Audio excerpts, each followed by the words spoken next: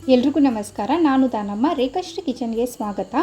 ಇವತ್ತಿನ ವಿಡಿಯೋದಲ್ಲಿ ತುಂಬ ಸುಲಭ ವಿಧಾನದಲ್ಲಿ ಆಲೂ ಪರೋಟ ಹೇಗೆ ಮಾಡೋದು ಅಂತ ನೋಡೋಣ. ಈ ಪರೋಟ ಮಾಡೋದಕ್ಕೆ ಯಾವುದೇ ರೀತಿ ಸ್ಟಫಿಂಗ್ ರೆಡಿ ಮಾಡೋ ಅವಶ್ಯಕತೆ ಇಲ್ಲ.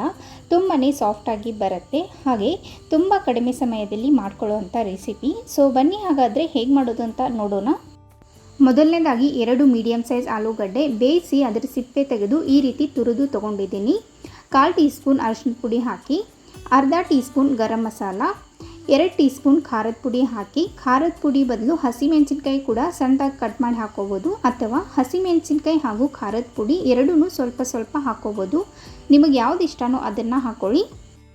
ರುಚಿಗೆ ತಕ್ಕಷ್ಟು ಉಪ್ಪು ಹಾಕಿ, 1/4 ಟೀ ಸ್ಪೂನ್ ಅಜ್ವೈನ್, ಸಣ್ಣದಾಗಿ ಕಟ್ ಮಾಡಿರೋ ಕೊತ್ತಂಬರಿ ಸೊಪ್ಪು, 1 ಟೀ ಸ್ಪೂನ್ ಎಣ್ಣೆ ಹಾಕಿ, 2 ಟೇಬಲ್ ಸ್ಪೂನ್ ಕಡಲೆ ಹಿಟ್ಟು ಹಾಕಿ, ಹಾಗೆ 1 ಕಪ್ ಅಷ್ಟು ಗೋಧಿ ಹಿಟ್ಟು ತೊಗೊಂಡಿದ್ದೀನಿ. ಸ್ವಲ್ಪನೇ ಗೋಧಿ ಹಿಟ್ಟು ಹಾಕಿ ಇದನ್ನು ನೀರು ಹಾಕದೇ ಮೊದಲು ಮಿಕ್ಸ್ ಮಾಡ್ಕೊಳ್ಬೇಕು. ಈಗ ಉಳಿದಿರೋ ಹಿಟ್ಟು ಕೂಡ ಹಾಕಿ ಇದನ್ನು ಮಿಕ್ಸ್ ಮಾಡ್ಕೊಳ್ಳಿ. ಅವಶ್ಯಕತೆ ಇದ್ದರೆ ಮಾತ್ರ ನೀರು ಹಾಕಿ ಇದನ್ನು ಸಾಫ್ಟಾಗಿ ನಾದ್ಕೊಳ್ಳಿ.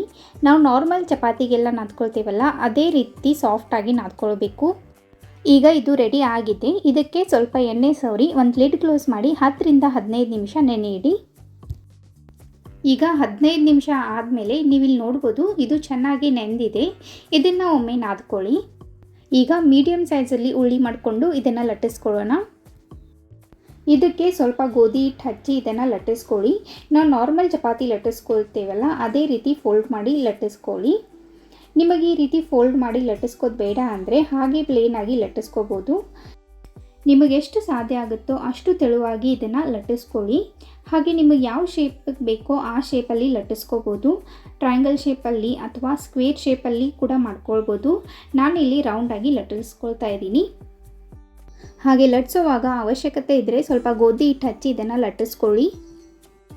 ಈಗ ಇದು ರೆಡಿ ಆಗಿದೆ. ಇದೇ ರೀತಿ ಎಲ್ಲನೂ ಲಟ್ಟಿಸ್ಕೊಳ್ಳಿ. ಈಗ ಇದನ್ನು ಬೇಯಿಸ್ಕೊಳ್ಳೋಣ. ನಾನಿಲ್ಲಿ ಮುಂಚೆನೇ ತವಾ ಕಾಯಕ್ಕಿಟ್ಟಿದ್ದೆ. ತವಾ ಚೆನ್ನಾಗಿ ಕಾದ್ಮೇಲೆ ಇದಕ್ಕೆ ಸ್ವಲ್ಪ ಎಣ್ಣೆ ಅಥವಾ ತುಪ್ಪ ಸವರಿ ಪರೋಟ ಬೇಯಿಸ್ಕೊಳ್ಳಿ. ಮೀಡಿಯಂ ಫ್ಲೇಮಲ್ಲಿಟ್ಟು ಇದನ್ನು ಚೆನ್ನಾಗಿ ಬೇಯಿಸ್ಕೊಳ್ಳಿ. ಹಾಗೆ ಇದಕ್ಕೆ 2 ಕಡೆಯೂ ಎಣ್ಣೆ ಅಥವಾ ತುಪ್ಪ ಹಚ್ಚಿ ಬೇಯಿಸ್ಕೊಳ್ಳಿ. ನಾನು ಇಲ್ಲಿ ಎಣ್ಣೆ ಯೂಸ್ ಮಾಡ್ತಾ ಇದ್ದೀನಿ. ನೀವು ಇದನ್ನು ಬೆಳಗಿನ ತಿಂಡಿಗೆ ಅಥವಾ ಲಂಚ್ ಬಾಕ್ಸ್ಗೂ ಮಾಡ್ಕೊಳ್ಬೋದು. ರಾತ್ರಿ ಊಟಕ್ಕೂ ಇದನ್ನು ಮಾಡ್ಕೊಳ್ಬೋದು.